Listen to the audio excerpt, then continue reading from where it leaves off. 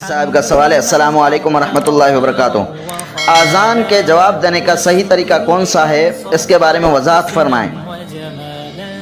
بھائی محترم، وعلیکم السلام ورحمۃ اللہ وبرکاتہ۔ اذان کے جواب دینے کا صحیح طریقہ کون سا ہے، آئیے میں آپ کو سمجھاتا ہوں مختصر پر اثر طریقے سے۔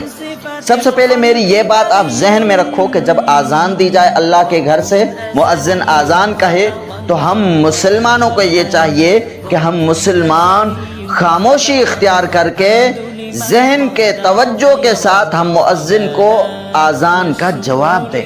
کس طریقے سے جواب دینا ہے؟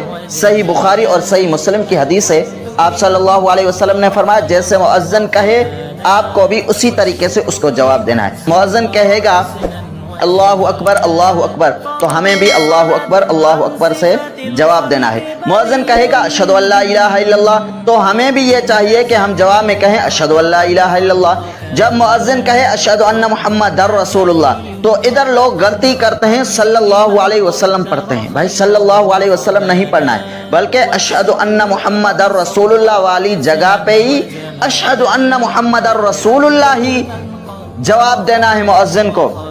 آپ نے فرمایا کہ جب مؤذن کہے حی علی الصلاۃ حی علی الفلاح تو یہاں آپ نے فرمایا کہ جو جواب دینا ہے آپ کو لا حول ولا قوت الا باللہ سے جواب دینا ہے۔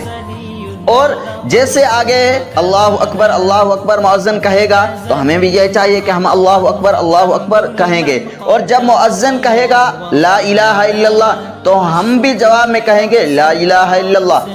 باقی رہا یہ مسئلہ کہ صبح والی اذان میں جو کہا جاتا ہے الصلاۃ خیر من النوم تو اس کے جواب میں ہم کہیں گے صدقت وبررت۔ اور تکبیر میں جو کہا جاتا ہے قد قامت الصلاۃ تو اس کے جواب میں کہنا ہے اقامہ اللہ وادامہ۔ یہ اذان کا مختصر طریقہ، پر اثر طریقہ جو ہم مسلمانوں کو سیکھنا چاہیے۔